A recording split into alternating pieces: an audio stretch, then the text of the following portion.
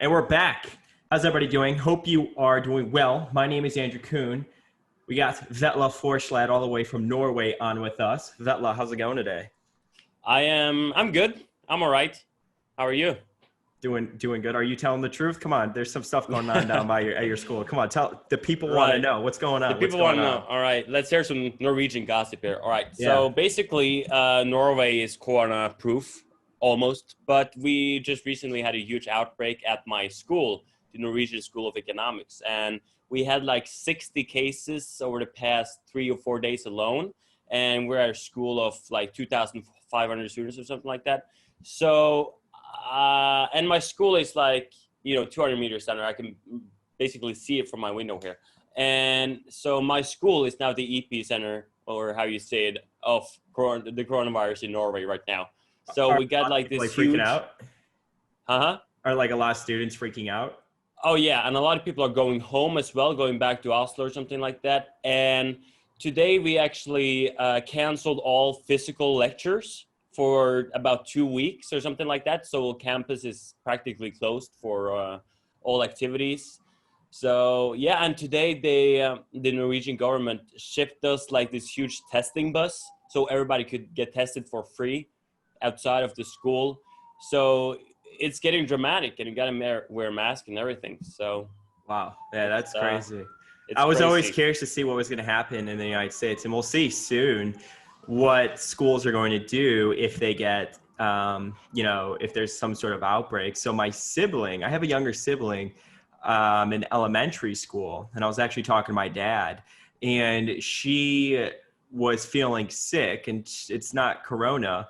But they still are not allowing her to go back to school for like 2 weeks, Wow. So it's crazy. And we know people too. And, I've spoken to a couple people where they've, left certain areas, because the school is all online right now, and they don't want their kids to do online school. So it's a crazy time. Well, I'm sorry to hear that. I mean, stay away, stay quarantined in your, in your room, and don't get sick, man. That's crazy.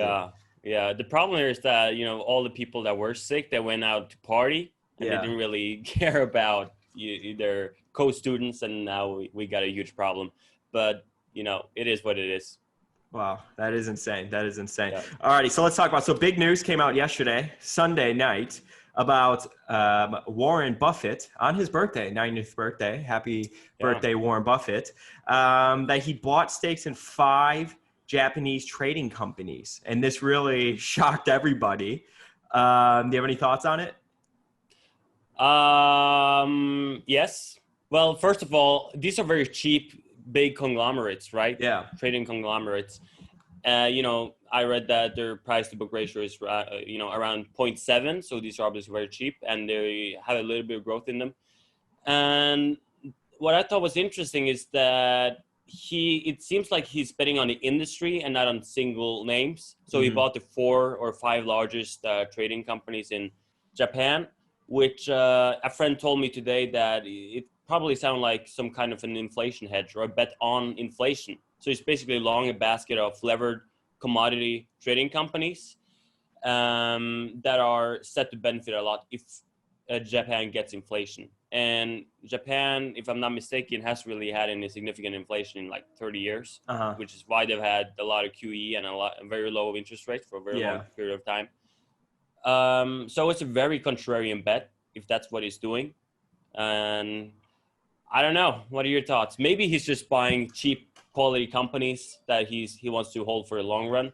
But there's no doubt that he's going to benefit a lot if Japan finally gets some inflation. Yeah, it's it reminds us of railroads and airlines when he bought the 5 largest ones of it, right? Almost as more of like a secular play. Actually, I was talking to Geoff yesterday about this, and this is what Geoff said. So he said, maybe we should, try doing a podcast on it. I could look at the companies. We could talk about when Buffett did this with railroads and with airlines. He said like buying up a stake in all of them, and we could talk about Japan. He said, I do know that Buffett has said before that he has looked pretty hard at Japan for stuff because Berkshire subsidiaries can borrow at very close to nothing in Japan. And so all he has to do is find something to offset the borrowings in Japanese yen. And that way his cost of capital is like nothing and the returns don't need to be high. But this has been pretty true for Berkshire for like 20 years. Rates have been so low in Japan and he hasn't found somewhere to put billions of dollars. And then he said he probably intends to buy a little under 10% of each and to be completely passive because he knows that he would have to be in Japan. And that is why they discuss this very publicly to lower the amount of anti-Berkshire reaction in Japan to, like for an American company buying up so much of these businesses. But the one thing that he thought was interesting too, and I noticed this as well when I first read the press release, is Warren Buffett said, the 5 major trading companies have many joint ventures throughout the world and are likely to have more of these partnerships. I hope that in the future, there may be opportunities of mutual benefit. And I thought that was interesting because I was like, what does he mean by that? And Geoff actually brought this up too. Geoff said, this suggests to me that he hopes Berkshire might participate in joint ventures with one or more of these companies from time to time. And then another thing that was interesting about the press release, which if you sort of read between the lines, and Geoff said this as well, he said the press release also makes it clear to me that he doesn't see Wells Fargo as an ongoing investment because he mentions how long they've held Coke, Amex, and Moody's, but makes no mention of Wells even though he's owned it for more than 29 years, which is much longer than Moody's. So that was kind of interesting to read that, but that, obviously shocked the world yesterday hearing him, do this. And, first it was bear gold, whether that was him or somebody else at the company, but now this. So it's interesting. And it just shows, Buffett, 90 years old, man, he's still chugging away, Mm-hmm. It's pretty incredible. So he's had like 4 major moves this year. All right. He sold the airlines. That's a major move. Yeah. He bought those gas assets, right? And then, he bought the gold miner. It was a tiny purchase, but it got a huge amount of media coverage. Yeah. And then now buying Japanese companies, right? So I'm seeing a lot of people try to piece this together, and they're trying to argue that the fact that he, sold American stocks, the airlines, and bought a gold miner, and he sold a lot of financials except Bank of America Corp, and he's now buying Japanese stocks, that might be some kind of a bet against America. In a way, he says, don't ever bet against America, but he's certainly placing his portfolio a little bit different from that, Yeah. Exactly. So I thought that was fascinating. Do you know how big the purchase is? It's like $5 billion, right? Total? Yeah. I think it's more than that. I'm not sure. I don't have it right in front of me, but it was, I think it may have been more than, I don't know. I have to look afterwards. But it's crazy. It's kind of like what Charlie Munger said about Buffett when he originally invested in Apple. He said, well, you've either gone crazy or you're learning, So I thought that was fascinating. Exactly. So we'll see what happens. 6 billion, by the way. So 6 billion. Okay. Got it. So with that, we could talk about another company, I guess, that he is benefiting from, and that's Apple. So they announced that they were doing a stock split. Tesla is in the same camp. I think as we're recording this, Tesla's up like another 8%. I mean, every day, the stock is just going absolutely bananas, and it's just, I mean, could you imagine being short this company? I mean, Geoff and I, we've talked about this company as like the fundamentals, they don't really make sense, but it's just, we also say we would never short it, because I mean, I'm just more and more convinced, and I know, like, give me the soapbox again, Vetle. I know, like, I say this all the time, but I don't understand how people like short based on valuation alone. Now I know people think that there's fraud involved in Tesla of some sort, or maybe some sort of shenanigans, but I would just be going crazy watching this company. I mean, it's so entertaining from the sidelines, but I almost feel the pain that other people feel, and I have no skin in the game. I mean, it's just absolutely insane. I think the problem with a lot of Tesla Q is that they attach themselves too much to the short, so they didn't sell they didn't cover once they saw that they would lose a lot of money. They should have covered at least at 800 when they probably lost their entire position and they were underwater. But it seems like they've just stuck with it, and it's something that I've seen, in real real life as well. Investors that spend a lot of time on a short or a long, and then when it goes against them, they're not able to sell out of it because they're so committed to it. So they just become emotionally attached to it, and then they lose a lot of money. But I know you like fundamentally don't do shorts because you're an optimistic person, right? Well, yeah, that's what I was saying. I was like, I just think shorting's a tough game, and I was like, Mm-hmm. I don't want to live my life constantly Betting waking against up. somebody. I Yeah. mean, just like constantly waking up and hoping something implodes. You know what I'm saying? Like, I don't know if that's Yeah. just like, I'd rather root for success as opposed Right. to disaster. You know, that's what I said. That's more of my personality. But it's Mm-hmm. just like, I don't know. It's just insane, absolutely Yeah. insane. I mean, Matt, I don't want to say I feel bad for the shorts at all, but it's just like, gosh, you know, like the stock Mm-hmm. just continues to just rip their heads off. And it's Yeah. like, okay, so say you started with a 1% position or maybe even less than that, right? I'm sure people that, like, I know Chanos, for example, the way he structures his short book is it's really, he's looking for clients that want to hedge their long book, you know? Mm-hmm. So I'm sure you're not taking massive 20% or 10 or 15% short positions. I don't know. I don't think you are, you know, but okay, here's a perfect example. Herbalife, right? You Mm-hmm. saw that. I'm sure you saw the news that came out last week that they, you know, were charged. Did you see that? Yeah, they had to pay something to someone or something. Yeah. And again, it's just like, and I don't think it was significant. And it sounds like they guided to doing this in their last press release of their last earnings. But again, it's just like, you know, relaying it back to Ackman. He Mm-hmm. came into the investment that the business was a pyramid scheme and that, you know, a couple things, right? Either they're going to get shut down because of that, or there's going to be so much regulation change within the company that it's going to be impossible for them to, you know, even operate to the point of the fundamentals are actually going to come into place, right? Mm-hmm. And you could argue he was right on the Mm-hmm. company being, you know, fraudulent or a pyramid scheme, having issues, whatever way you want to word it. And he was completely wrong on the outcome of the stock, you know? Mm-hmm. So it's Yeah. just, I don't know. I I guess don't the know. problem with Ackman was that he didn't have a clear catalyst or didn't have like a fundamental reason for why the share should go down. His only, well, if you draw a straw man, his argument was that the regulators would come in and push the stock downwards. So he was Mm-hmm. essentially, you know, betting on the kindness of strangers or the ability of strangers. But he himself was, his highs were tied. He couldn't really do anything about the stock where he couldn't wait for some event that would send shares lower. He just had to wait for the regulators to pull up, and that doesn't really seem like a durable strategy to me. And he's admitted that afterwards as well. Yeah, sometimes I just think maybe it's easy just to go by, you know, if you want to hedge your portfolio, there's other ways to do it, right? Mm. Just go by like, you know, puts or Buy try to, gold.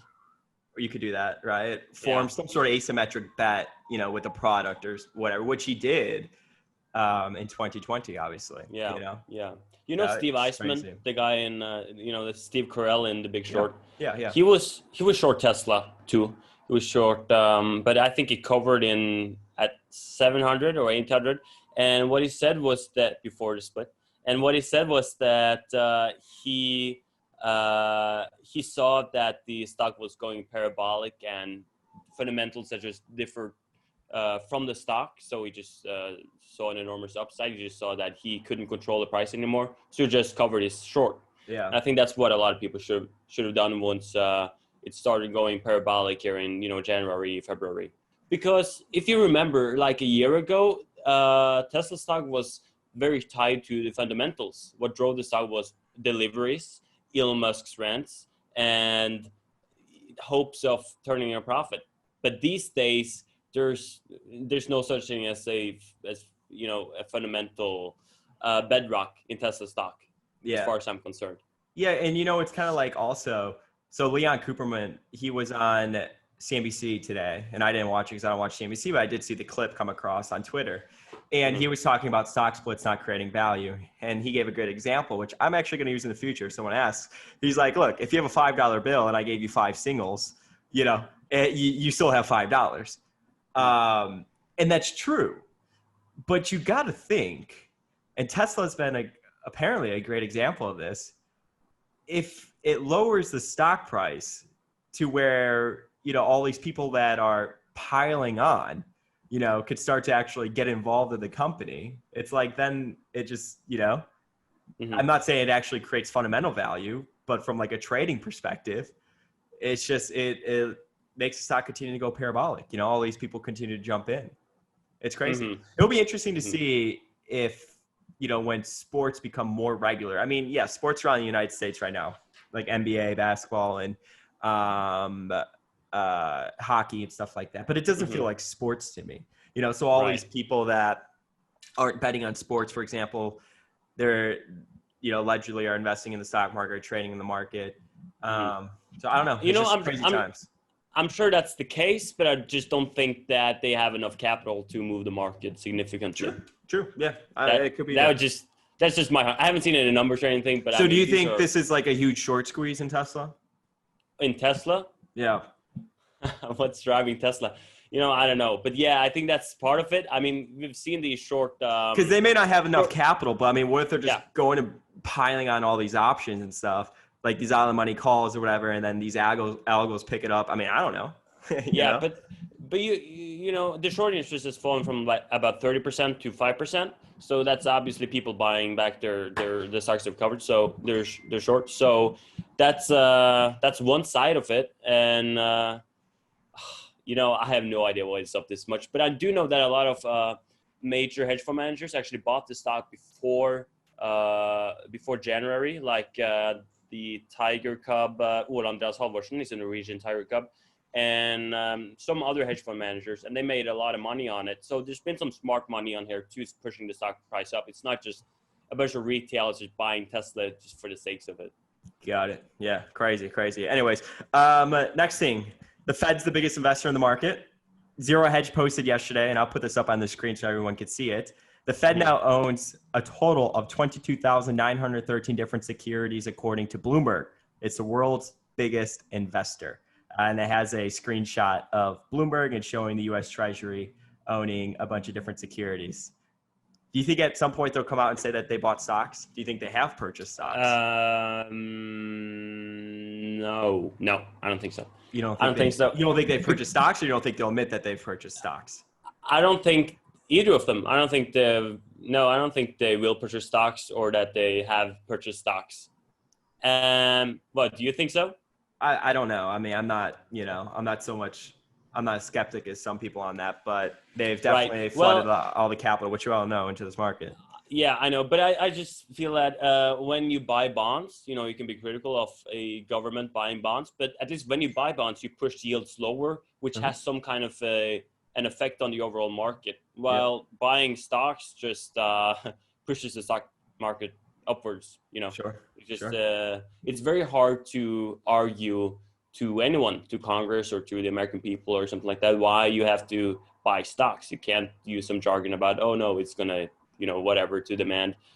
The only reason for the Fed to buy stocks is to push the stock market upwards. And I don't think they want to go down that road because they can't get away with it. Yeah. Which leads into what you said, and you want to talk about for the last topic, about just, is the market pricey? Right? Is it an expensive market? So let's hear your bold call. Okay, let's hear me calling the top, most likely. All right.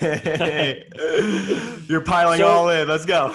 Yeah, I'm going all in with this comment here. All right.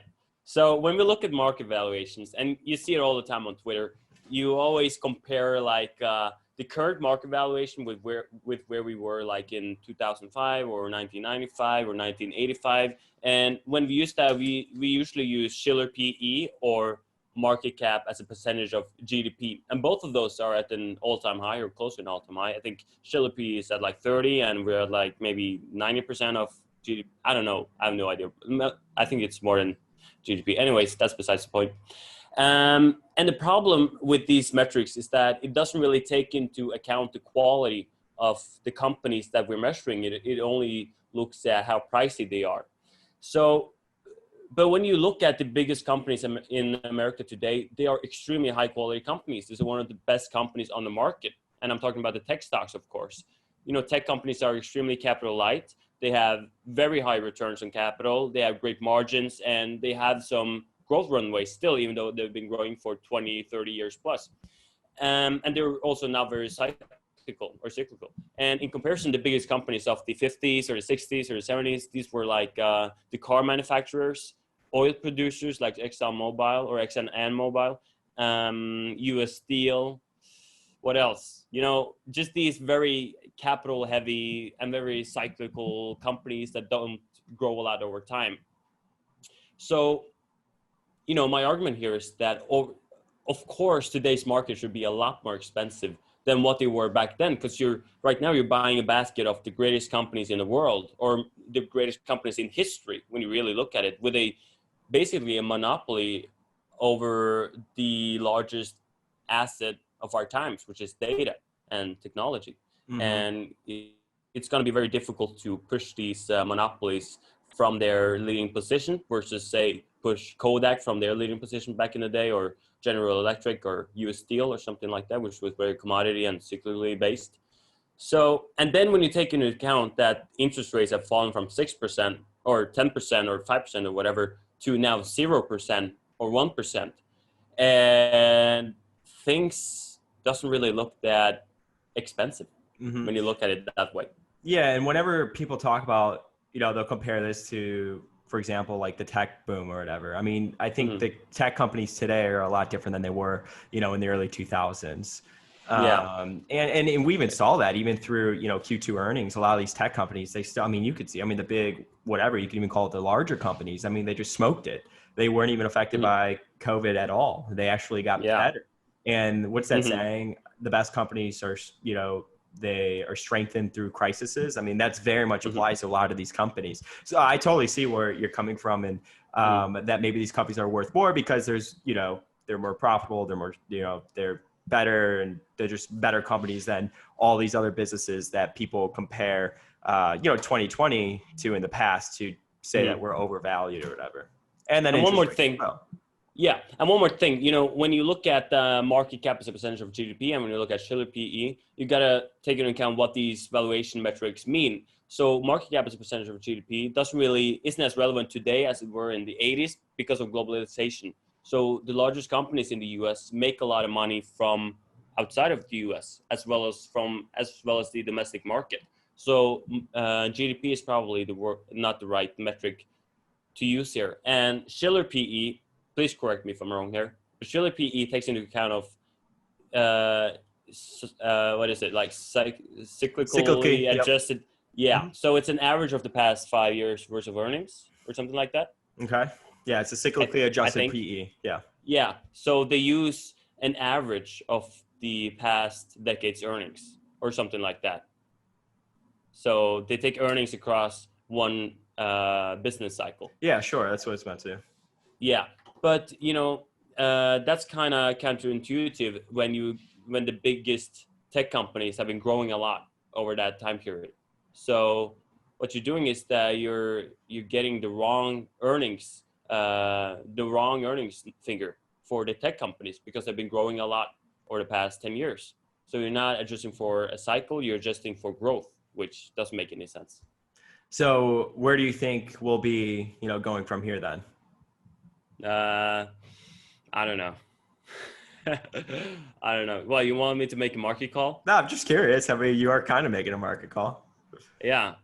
Who knows? I think we'll be higher. Yeah. 10 years from now. Oh, 10 years from now. Okay. I can see that. That's a boring. What do you think returns will be over the next 10 years? Do you think they'll be better than the last 10 years? I don't know. Maybe maybe like 3%. 4% maybe. It seems like that's sort of the consensus. A lot of people you talk to, it sounds like, at least in my world, which doesn't mean much, but seems like, over the next 10 years, they think it'll probably be like a 3 to 5% return. And, when you compare that to bond yields, it doesn't sound too bad. Yeah. Right. I think the biggest question is, are we going to see 3% over a decade?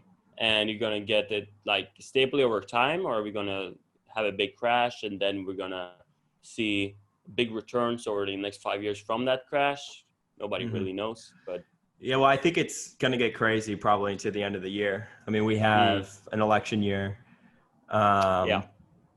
You know, I think no matter who wins, people are going to lose their mind on each side.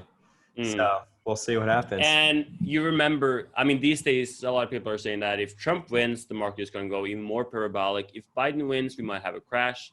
But people basically said that we would crash if Trump won. And Dow futures also fell 1,000 points Yeah, I on the remember eve that. of, you remember that? Yeah. Like everybody said, oh my God, tomorrow's going to be a huge crash. And then we were up like 1% or 2% or something. And I think then I the fell market, asleep at like 2 or 3 a.m. and then I woke up the Yeah. next day and I was like, I think I woke up late too because I was I was up late, you know, or up late. I woke up late and I checked my phone. I was like, holy smokes, this is not what I expected, you know, based on when I went to sleep, you know.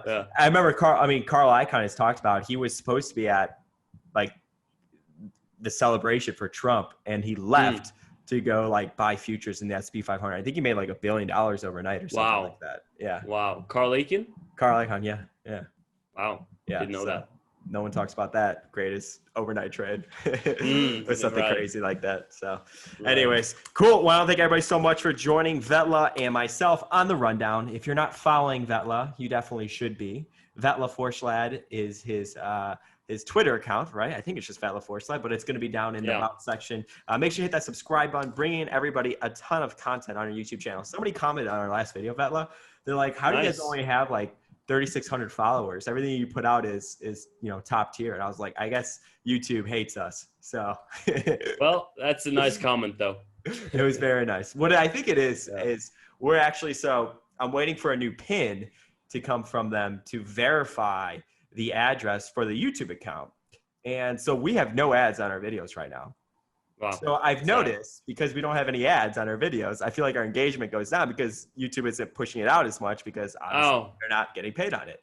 So they said because of Corona, 4 to 6 weeks until I receive it. Hopefully it's not that long. I was talking to Geoff about it and we were laughing because we think Google's probably enjoying the float they're getting from us because they do owe us money. Yeah. But anyways, that's that. But anyways, make sure that subscribe button. Make sure to hit that subscribe button. Bring us a ton of content. Vetle, thank you so much. Be safe over there in Norway, and we will see you in the next rundown.